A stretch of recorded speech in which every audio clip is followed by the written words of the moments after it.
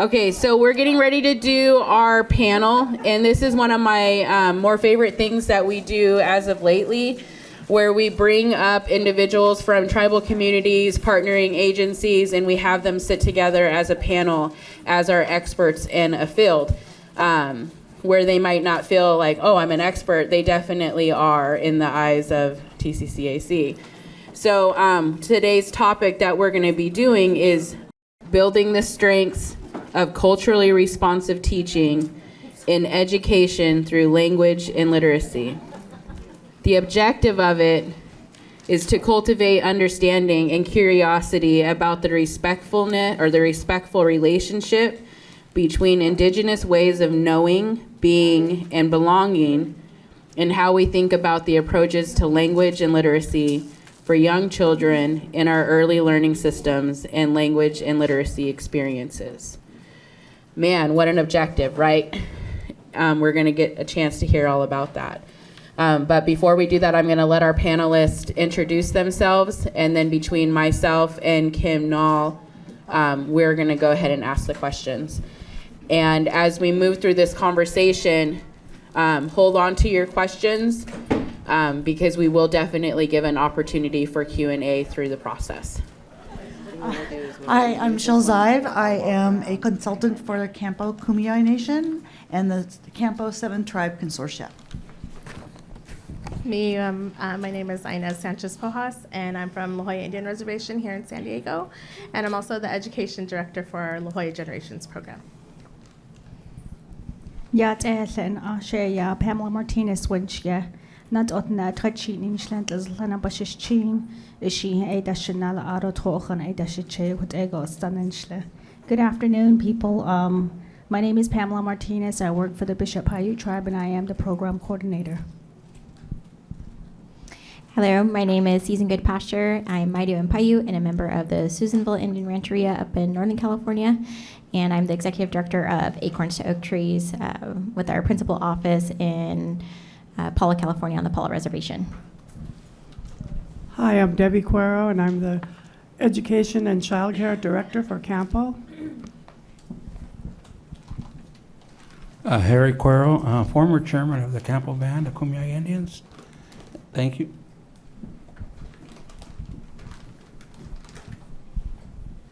I think we'll start down here, Harry, and with the first question.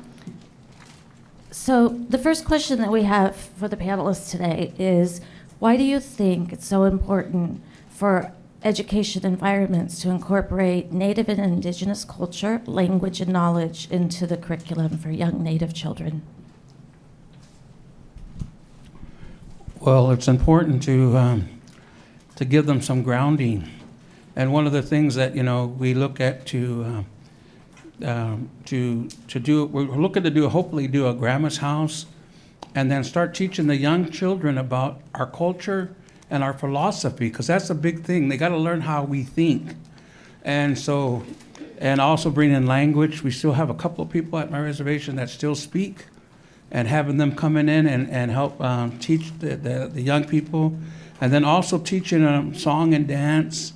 And also we have a hand game that we play. And we did this about 30 years ago maybe now, that we did it with a bunch of students. And all those students today know how to sing and dance. And we didn't really get into the philosophy as much. I was a young man when we were teaching them these things, and I didn't have my wisdom yet. And today I know that I have a lot more wisdom, that I could teach so much more. But one of the things that, when we look at these things is how to teach our children how to solve problems in the way that we used to solve problems. Because we have truths. And just like my wife's the one that taught me this, that, we have truths. And if we look at those things and we base our answers on those truths, then it's able for them to understand. But they need to learn our culture to be able to understand those truths. And once they get those truths, then they can always go back to these things and say, I know that this is true. And a lot of that truth comes from different animals, the stars in the sky and stuff like that had been observed for thousands of years. And We say like one of our main truth is the sun rising from the east and setting in the west. We see that all the time. And even in the beginning of our songs, it's talking about the sun setting. That's how it begins. And then, then it's getting dark, and then it's talking about different animals. So that's where song and dance come into play, because there's a lot of teachings within our songs. Just to give you, for instance, we have a morning song. The first morning song is talking about a mockingbird weeping. And the mockingbird's weeping because the day is gone. And so he's sad and he's crying. But on the other hand, he's also happy because a new day started, and he's also happy. And that's teaching that we say that what it's teaching you for what your tears are for. When you're happy, let it out. Let those tears flow. When you're happy and you laugh so hard, your tears start to come out. So these are the kind of teachings that we want to teach them, so that you don't hold on to these things. You could talk to somebody. You can, to get it out. Because the longer that you hold on to these things, it just builds up, and it makes you very angry. And we have a lot of young people always angry all the time because they don't know how to express it. They don't know how to let it out, let it go. And so those are the kind of things that we're looking to do with our young people, to teach them those kind of things from the child care all the way up to high school, so that we can get them to start learning about who they are. And when you know who you are, you fit into anywhere, because we all have a commonality. We're human, but we all have these different beliefs. The other things about doing too is teaching them the difference between culture and tradition, because culture for us comes right out of our creation story. Tradition is something that we picked up along the way, and we made a tradition out of it. And sometimes we borrowed, and we made a tradition out of it. But those very things is teaching them the difference between tradition and how to start new traditions, and how our culture fits into it. So those are the kind of things that we're looking to do with Grandma's House, to be able to teach these kind of things, so that we can really give our kids a grounding. So once they have a good grounding, they'll know how to solve problems. They'll know how to deal with things. And like I said, within our songs, there's a lot of little stories in there that's talking about things. Not only about the good things, but the bad things. They have to know those too.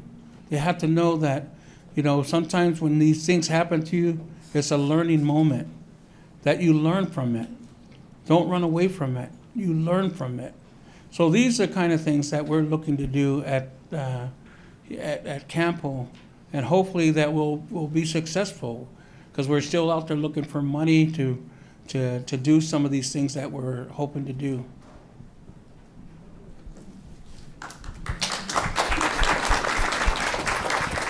I was actually just wanting to see if anybody else on the panel would like to extend any additional comments to that question first before we move on. Do you want me to say it again? Okay. Why do you think it is so important for a high-quality education environment to incorporate Native Indigenous culture, language, and knowledge into the curriculum for young Native children?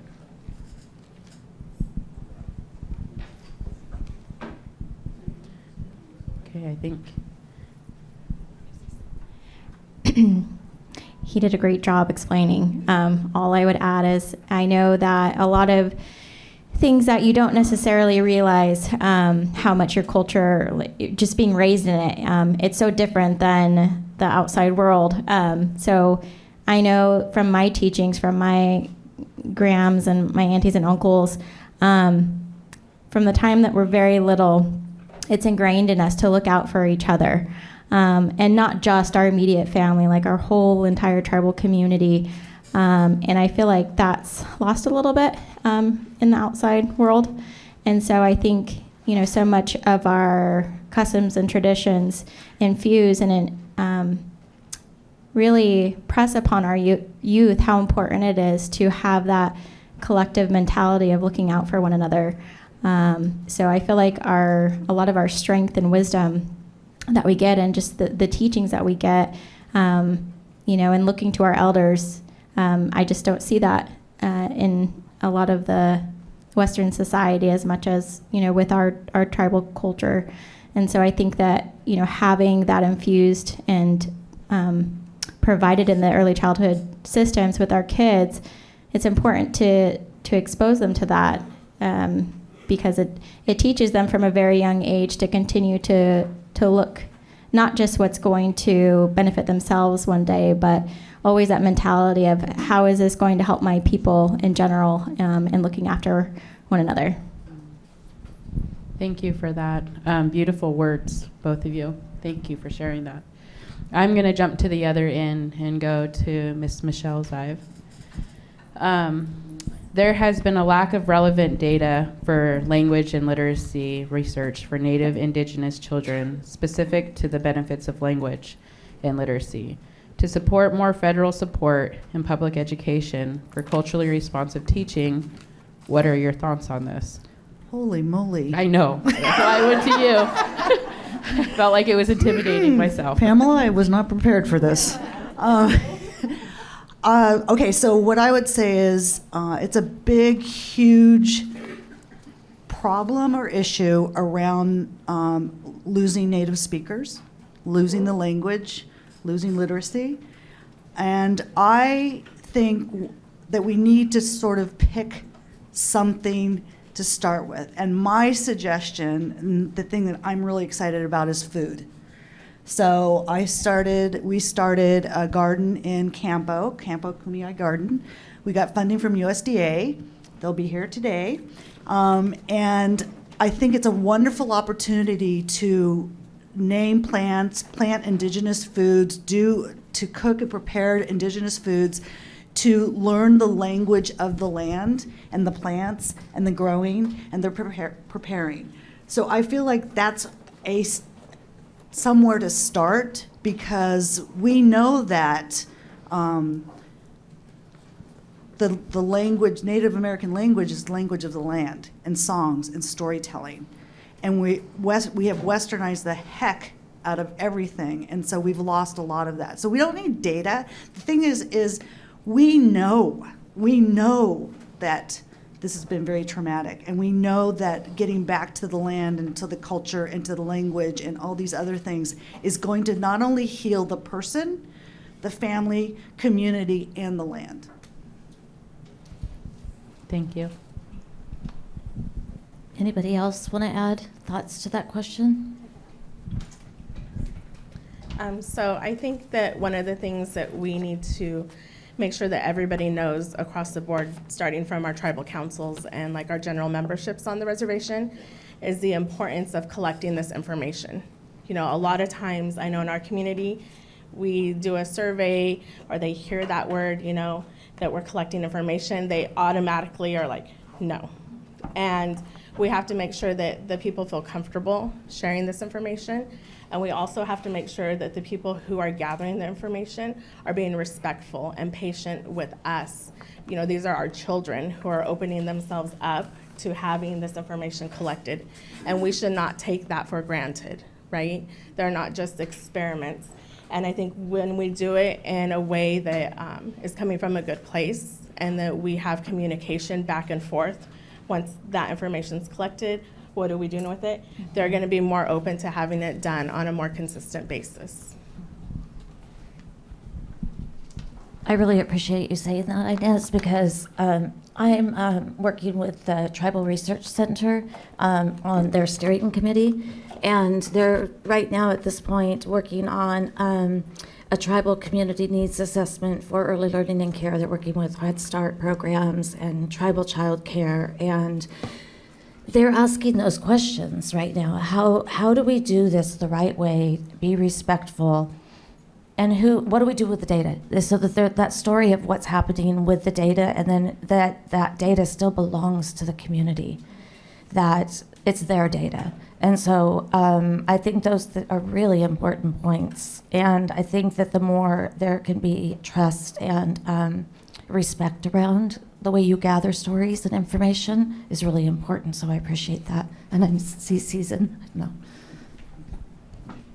And just to add to that, because I have to do that a lot with the programs and stuff that we do, and it is very sensitive. And I think it's really important to obviously give context to why, because sadly everything's tied back to funding, right? The reason why we have to get the data usually is tied to proving that there's a need when we already know that there's a need. But I think it's also really important for like the data collection methods to really allow for like a traditional way to share that data, right? And that's through storytelling. So like narrative data, I think is one way that I've seen really make a big difference in sharing information and collecting information. So they don't feel like it's just a number or just, they're stuck to these boxes. They're able to really tell a story and paint a picture in a traditional way. Thank you, Susan. And I know that that's a problem also with the Office of Child Care and the ACF information, because obviously narrative or qualitative data sometimes is a lot more tricky than quantitative data. So they want you to fill in sometimes those boxes and check the box because it gives them data that's easier for them to collect. But the narrative is where really, I think, again, that's where the magic is. And I know that you guys know that, Kurt, but those boxes where you check the boxes and you have that opportunity to report and give a narrative, if you can, you should, because somebody is going to read that. And sometimes that gives much more of a clearer picture than just checking a box. Anyway, did you want to ask the next question you want me to? Go for it. Okay. So the next question that we have is, what do you think is important for others to know about the relationship between language and literacy and healthy overall development and school success for Native children? And I'm going to give this one to Pam.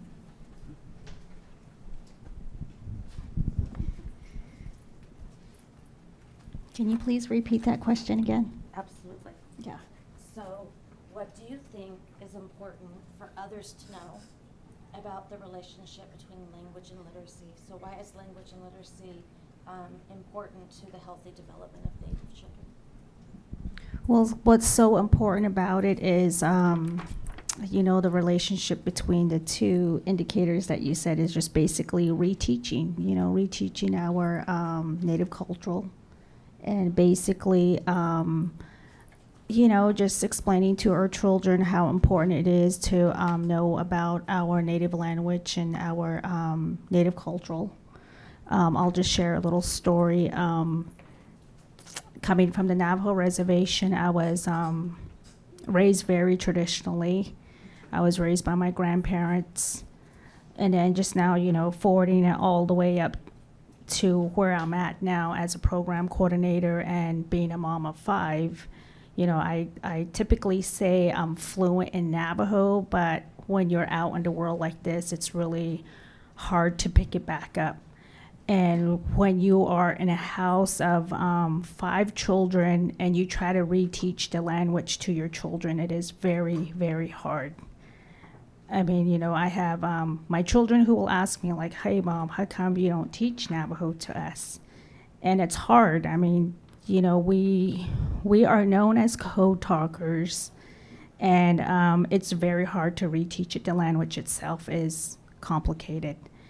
And then, conducting my work and my life in Bishop, on the Bishop Paiute Reservation, living there, building my foundation and raising my children there and being a worker for another tribe is also very hard, And so it's just really complicated. I don't know how to exactly explain it, but basically all I could say is reteach what you know. Us Native Americans, whatever we know, we have to reteach it.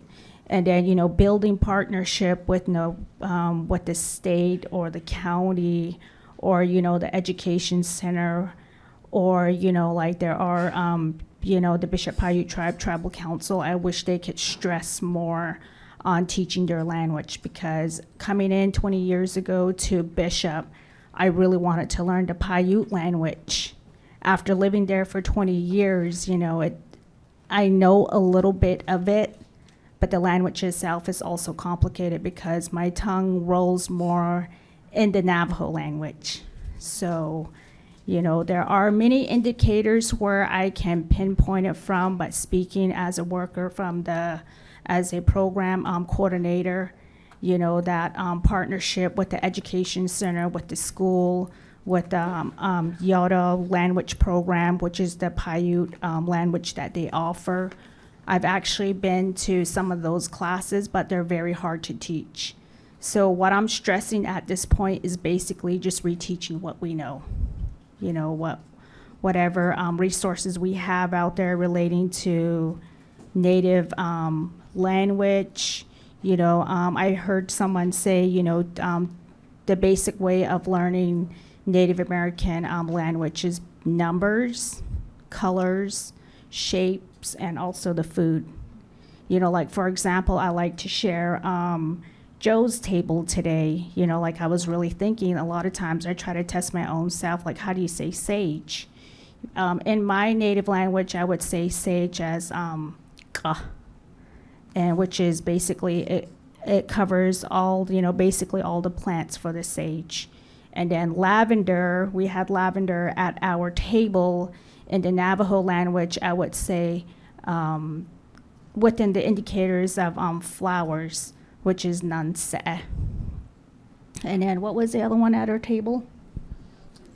Angelica root. The root is well, you know, that root that I saw, I was also asking myself, like, how do I say it in my language? So basically, the Angelica root is basically known as a bear root, and we say azet because azet basically indicates that it's medicine. So you know, if I ask someone to say it, then you'd be like, oh my gosh, I can't say it, you know. The language itself is just so complicated. But, you know, basically all I'm saying is just reteach what you know. Can I follow up with a question, Pam? Yeah. You didn't learn English until after you were 5, correct? Kindergarten? Well, my first language is Navajo. My grandparents were only Navajo speaking couples, so I lost my mom when I was very young, and they took guardianship of me. So basically, Navajo is my first language, and I didn't learn English probably until maybe when I was 4 or 5, when I was put in Head Start. You know, so within our home, I only spoke Navajo. But as soon as I got on the bus, I had to like turn the page and learn how to speak English, and it was hard. It was very hard for me to learn the English language. But as soon as I came home, it's like you're turning that page again to speaking Navajo. Thank you. I appreciate you sharing that. Yes, Pam, thank you. This next question, I was thinking Miss Deb and Miss Inez, you guys can maybe take a stab at it. What does culturally responsive teaching mean and look like to you? Good question. I really don't know. I mean, I don't have a good answer. But we did, what I wanted to talk about was probably 28 years ago, we developed curriculum, Kumeyaay curriculum.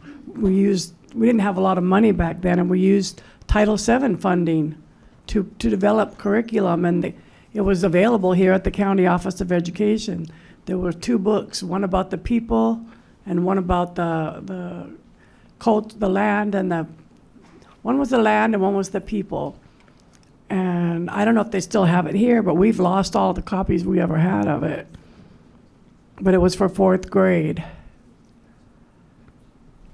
And when you were developing that curriculum and a part of that mission, I should say, what did that mean for you? It was like a learning process for everyone that was involved.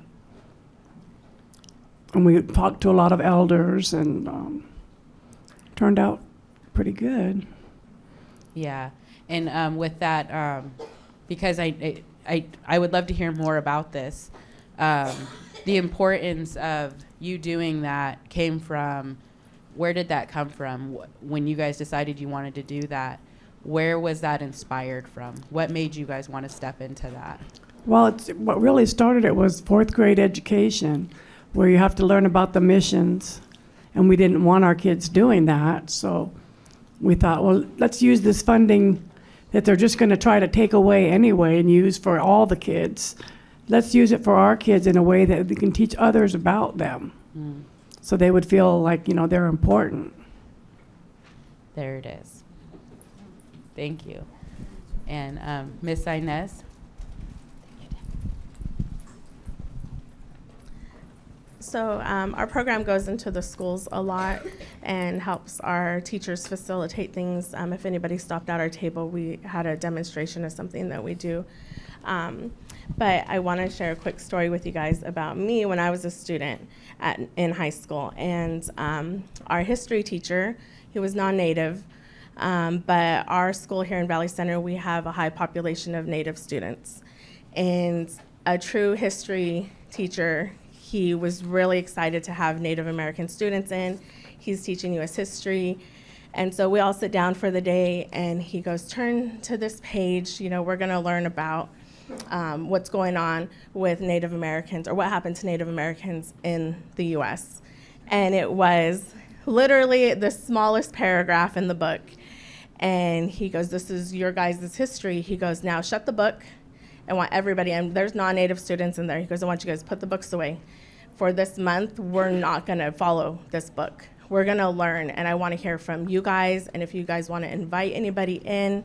And my mind was blown because he's a non-Native teacher teaching a bunch of Native students that we don't know our own history sometimes, right? And he made that classroom so welcoming to us, and we felt protected, and he's really set the bar in that high school for other teachers who were his students to come in and do things, off the record, and just more to what needs to be told, which is the truth. And so I think of Mr. Buck all the time when we go into schools, but also the way that he had a respect. The students respected him. He respected us. So in our program, we really try to emphasize that we need more allies than enemies in the school system. And when we do that and we think that way, more progress is done. We could go in, right, with our fists clenched and we could be angry, but we're just passing on more trauma to our kids that don't need it. We need more generational healing, and we can only do that together. And so, situations like that, fourth graders, the Mission Project, we don't want them to not know about what happened in the missions, right? We don't want to take it out, but we want the truth to be told. And as small as the Valentine's activity that we did, how can we go into a classroom having that mutual respect to that teacher, that that's their classroom, that's their space, and we're not going to bombard them with pushing ourselves in, but it's providing a space that is good for everybody to share with one another, including those of other backgrounds. Thank you.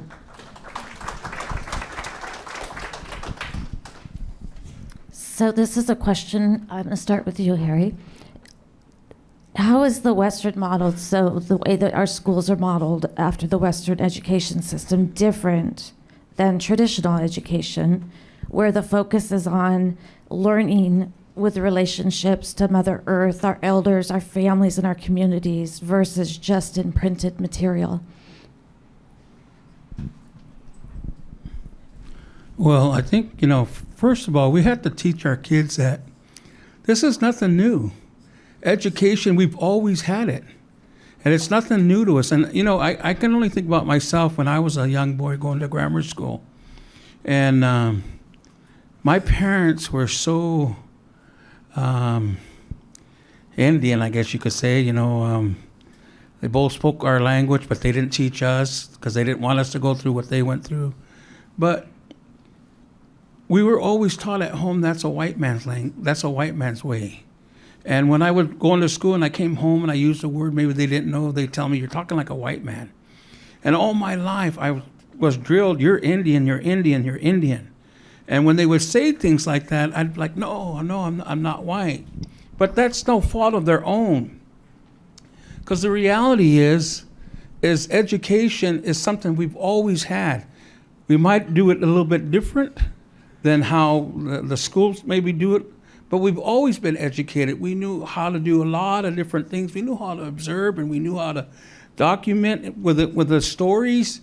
So what we have to teach our children is that education is not a white man's thing. It's education. It belongs to everybody, and we've always had it. And that's what we need to teach our young people, that there is no difference. You have it within you. It's just that sometimes we'd get teachers that would put us in the back, didn't want to, they treated us differently. And that's the big mistake that was happening when I went to school. We were always treated differently. Oh, you're the reservation kids. They don't want to learn. They don't want to do nothing. And so, me and Debbie, we, for a long time, worked at our school district, and we've had good superintendents and we've had bad superintendents. And that's, it was never consistency. So when we would have a good superintendent, we had one good one that helped us change out a lot of the teachers that were our students were going to put them in a different part of the district and bring new teachers that didn't have a way of thinking of who we were, so that they weren't treating our children in that manner. And so those are the kind of things that's never explained. That, like where we live right now, the community there does not want a good school because they don't want people to live out there. And so they don't want a good school. And that's why our school is one of the worst performing schools in California. And it's because people there don't want people to move over there. So they try to keep the allotments at 40 acres where people would come in buying thinking, I'll retire and I could break it up into 4 parcels and I could sell it and then I can, live off. Well, no, the people up there were like, no, they were against. They came down to the Board of Supervisors and they fought to keep it at 40 because they didn't want people to move out there. So they don't want a good school, and we're stuck there. We're stuck with a school that's low performing, that doesn't want to get any better. So now we're trying to look at a charter school. How do we create our own school? And there's some Indian charter schools out there that are doing this very thing where they're making the curriculum fit who they are. And so I just went to a meeting at Saquon where they brought that group of tribes from all over the country, and they all got up and talked about what they were doing through their charter school and how they were teaching a lot of their own ways of how they teach, and then incorporating that because we didn't have words for certain things. And I'll give you an example. In my great-grandmother's time, they all knew what plants healed. They just knew it. It was just something that was common knowledge that they would go. But then we also had people that I would say that were chemists, where they would take different plants and mix it and make a stronger medicine. So we had people like that, but we didn't have the words for that. But we had people that were doing those things. The last one died probably in the 50s, and her daughter learned how to do all that. But her daughter was always saying, I'm scared to use the plants because today how they spray for pesticides and they do these different things. I'm scared to give out medicine because I don't know if it'll do more harm. But those are the kind of things that, like I said, so we had to put those words into place. How do we say that, like I said, we had a lady that was a chemist that would mix these things together. So we had specialists like that within our people that we just, again, like I said, it's nothing new to us. And that's what we have to explain to our children. Learn what you can, absorb, because your life is only going to get better. When you have education and knowledge is a great thing because it helps you solve different issues that you might have. But those are the kind of things that we face. I know, especially when you have a place where a lot of Indian students go to, it's always been like that, where, yes, we go in there, like I said, we've been with our school district, we change things. And when we get another bad superintendent, they go back and they change things back sometimes. but we're always constantly over there trying to change some of these things. When we get a good one, we do as much as we can. We had a good principal at one time when, like Debbie was saying, how we taught these kids. He would come to their performances and stuff. He would come to wherever we were going to go perform at. And he really made them feel good to say, oh, look at our principals here. It made them feel really good to see him come. And, of course, then he ended up leaving and going somewhere else, and we had another principal that was not as good. So, I mean, it's just those kind of things. But if you could keep your children aware of these things, too, that knowing they're going to the school, that what's going to happen, but it's based on yourself, and that's where a lot of times our kids are not even getting it at home. We bring them to the center and they do different things, but when they get back home, it's back to that, and that's where it becomes very hard, because we have a lot of parents that didn't graduate, and sometimes they'd say, I can't help you, I can't help you with their schoolwork, and or sometimes too they don't want them to come to the center, and so these kids are just stuck out there, and but again, like I said, it's just something we have to teach our kids, that we've always had this. That's why we know our constellations in the sky. We know different animal movements. All these different things are things that we learn from, and those, like I said earlier, those are our truths. Those are our truths, and so, it's just like I said, we have to really ingrain them that it's not. It's everybody's. It's everybody's. Education it belongs to everybody. Knowledge belongs to us all. And I think that's the one thing where, it's kind of hard to get them to understand that. And, I wish I had the answers. I don't. Because if I did, we'd be implementing it. And I think that, sometimes as we come here and we hear other people's ideas and how they do things, and then, hey, that sounds good, let's try to implement some of that. But, like I said, with each generation, it becomes different. Because even when we did our classes, not everybody came to the our teachings of our culture and stuff. And what especially at my reservation, we're so far out in the boondocks that people just started moving back home. So we have generations where they don't know our culture. They just don't know it because they didn't live up there, they didn't grow up there, they never been around it.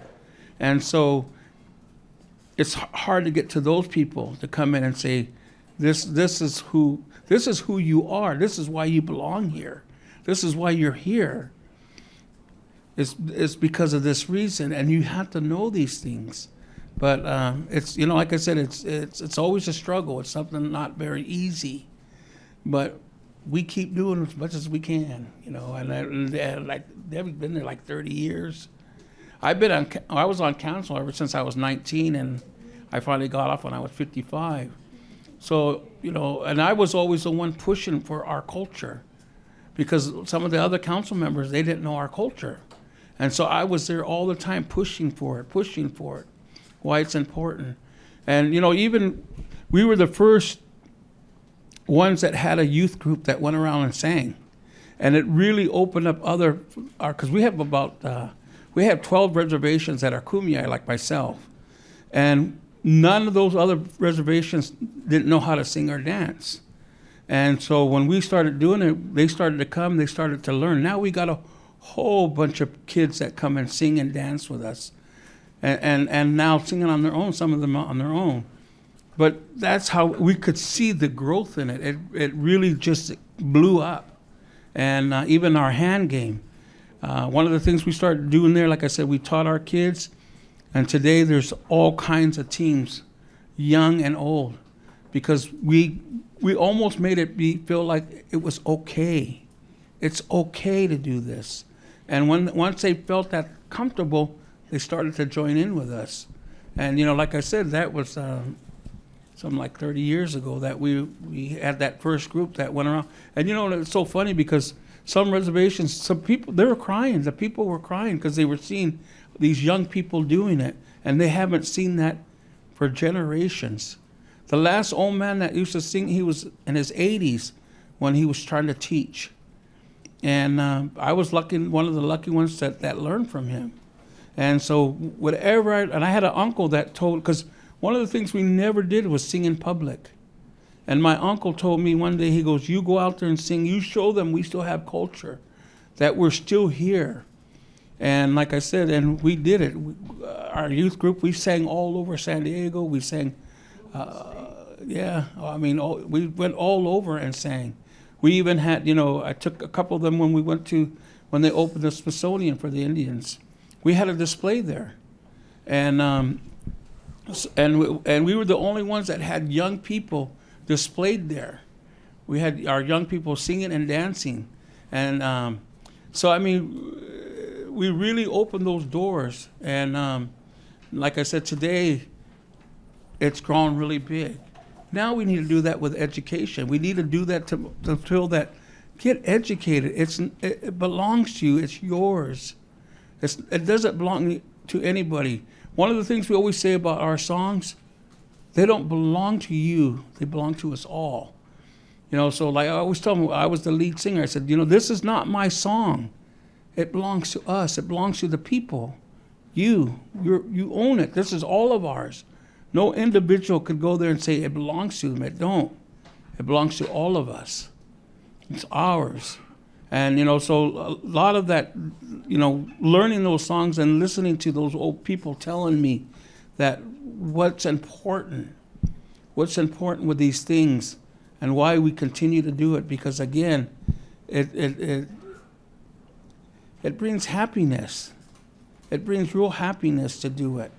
And that's what we got to teach them, because so much of our youth are so angry. They're just so angry, and I don't know why. And, when you're angry like that, you vandalize, you do drugs, you do alcohol. You're trying to run away from something that you don't need to. For myself, I never drank or did drugs because culture was so important to me. When I was in second grade, and this is when I really learned, when I was in second grade, a teacher came to me and said, "You people used to do this." And I said, "No, we didn't." And I went home and I told my parents, I said, "They said we used to do this." "No, I never seen that." And then my great-grandmother came and she goes, "Oh yeah, that's a real old ceremony. We used to do that." And even my parents didn't know about it. And from that day on, I said, I'm going to learn everything about who I am. Who I am. And from that day on, I've been learning about who our people are and what we did, what was important to them. And now trying to teach the youth that very thing. Teach them that what's important. To give. Just in our creation story, I said the first thing the Creator did was give to us. He gave us tobacco, and he said, use this to pray. And so when he did that, he showed us how to give. Give. And when we pray, who's it go to? It goes to the Creator. So it comes back. If you know how to give, it will come back. That's the teaching there. Know how to give, it will come back to you. And what he told us, he said, when you use this tobacco to pray with, you'll see it in the night sky. That's the Milky Way. That's the smoke heading to me. You could see it in the night sky.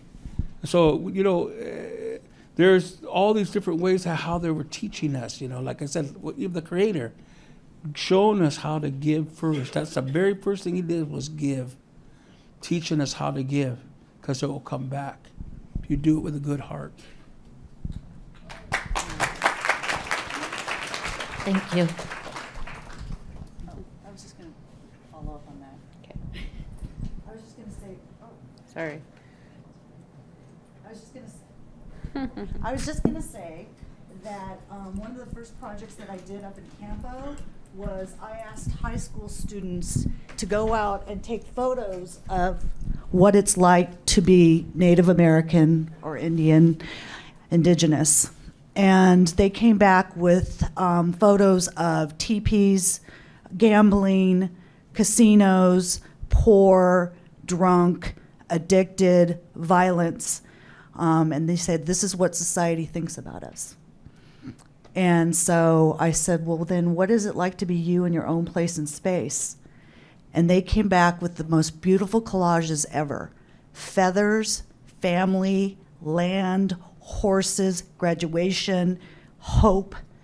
And I'm the doctor of disruption. I want us to disrupt these stories that are being told about Native Americans and these generalizations and these very harmful stories. So that's why it's very important to get your stories out there.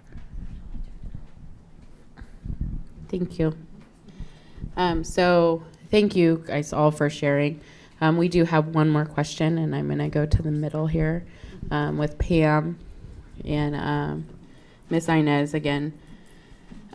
Building on the strengths of culturally responsive teaching, what lessons can be shared with others? And I'm going to these two because I feel like you, on the end, Junior, is it? Yeah. Thank you, because you taught a lot of lessons in that talk.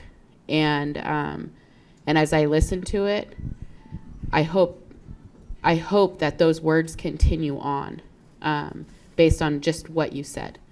And so I would like to hear from you two to see if there's anything else that you guys would like to share in regards to what lessons can be shared with others, building on the strengths of culturally responsive teaching. You know, this doesn't work. Oh, there you go. So strengthening and what was it? So building on the strengths of Building. culturally responsive teaching. So thinking about that. But what lessons can be shared with others? What's something you would like to share with others? What I like to share is, basically storytellings, and a lot of lessons that I could tell, based off of my personal experience, and also, learning about other Native American teachings and, their aspects of the cultural and, just basically expanding what I know is how I would strengthen our lesson learns. But one of the things that I tell my kids is, as being a Native American, not only speaking as a Navajo woman, but also, with my children being half Navajo and half Paiute, I always stress to them that, know who you are, explain who you are. And that is why I introduce myself in my Navajo language. That's what my grandparents had taught me is, wherever you go, you should know your native language and share your clan. And that's who you are. And a lot of Navajos that I run into, they don't know who they are. So, and then I explain to my kids, clans before plans. So anyway, we are, there's a relation. If I always tell my kids, if your clan is the same as someone else, then, there's a relation. But that's one of the things that we are losing is, identifying ourselves in the Native way. And I know that, other Native Americans, they also have some clan system, or, they say we are from a different band. And I think a lot of that is also not being reteached, and I think that's something that we need to reteach our children. Thank you. Can you pass it to Inez? Right here. Sorry. It's okay. I think a good lesson that we've learned, and I can only speak to our own experience that we have in La Jolla, but I really started listening to our youth and the things that they were telling me and the feedback that they had. And they were the first ones that because I would be the person that would walk into the schools with my fists clenched and mad. And one of the students one day, he was like, "What's wrong?" And I said, "I just came from this meeting." And he was like, "Well, we're no different. You know, us Native students, we're just as smart and we're just as capable. You know, so why are you trying to fight this fight that we don't want you to fight for us?" And I stopped and I said, "You know, you're right. You know, I keep thinking that you guys have to be put in this bubble, you know, because you are different, but in a good way, and you are capable." So I really started changing my train of thought because of the youth. And I've had other youth say, you know, we can't be mad at people for, you know, not knowing what they don't know. You know, what they didn't know, but we have to teach them.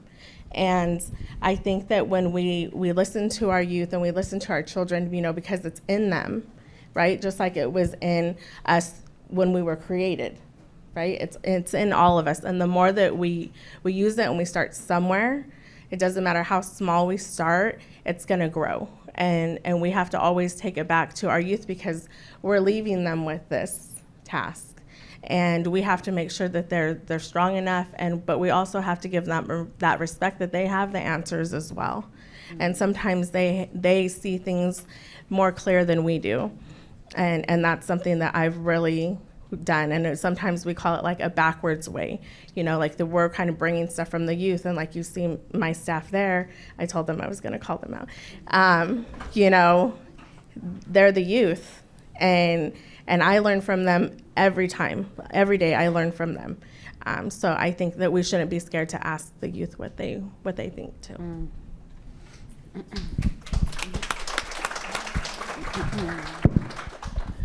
So Yothwa, thank you. Thank you for your words and your wisdom and the vulnerability to stand in front of a group of individuals and teach your lessons. I appreciate that so much. I want to say I know that everybody in this room is an expert in probably just this same subject. Everybody has an opinion and a perspective on just these questions. And we could spend all day doing this. And maybe one day we will.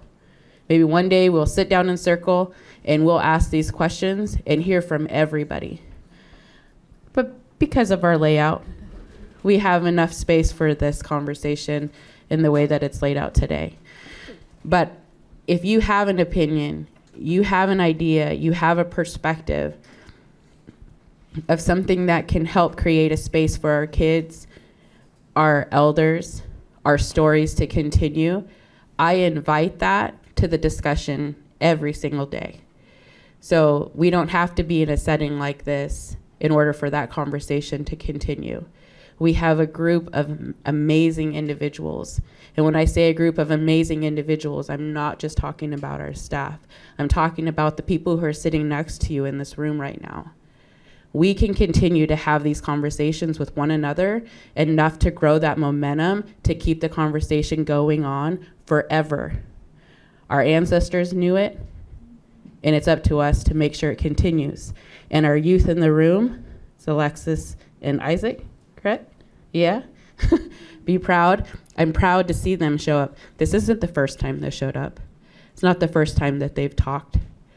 They're coming, and they're going to continue to come, and we need to make sure that we help pave, not pave the road for them, help pave the road with them.